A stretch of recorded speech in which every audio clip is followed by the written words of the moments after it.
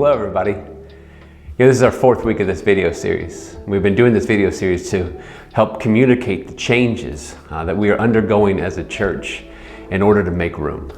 Now, a part of communicating change is to help people understand why the changes are being made. It's a part of communicating changes to help people hopefully get excited about some of the changes.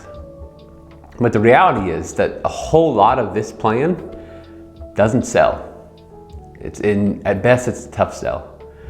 Because most of the changes, most of the immediate and visible benefits are for other people. It's for people that, some of them we haven't even met yet. And most of the personal benefits that we might find in it are delayed and off into the future.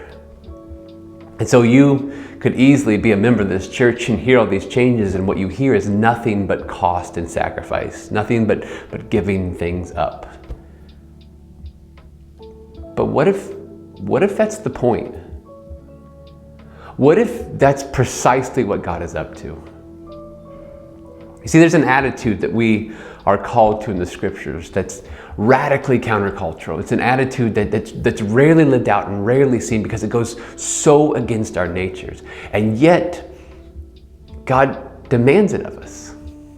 I've mentioned it a lot lately, but I'm going to read to us a passage in Philippians 2. And as I read it, I want to remind you that this is a command from the Lord. It's not a suggestion.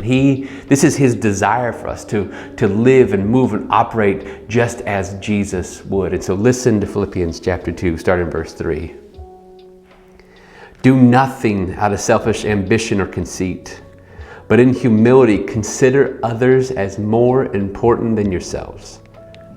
Everyone should look out not only for his own interests, but also the interests of others.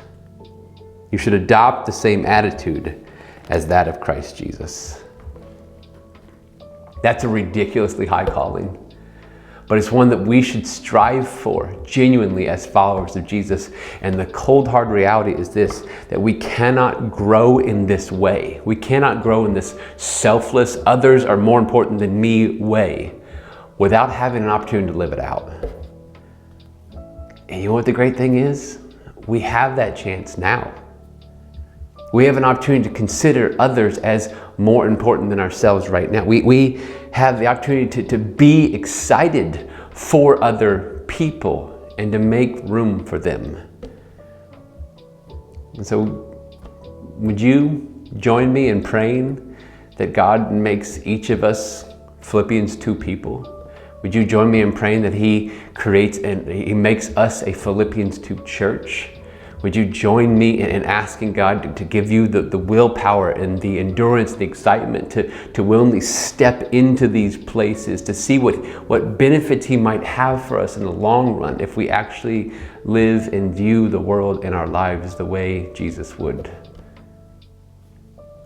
Man, if we get this right, church, there'll be nothing more beautiful. And God has placed it on a tee for us. Will we follow?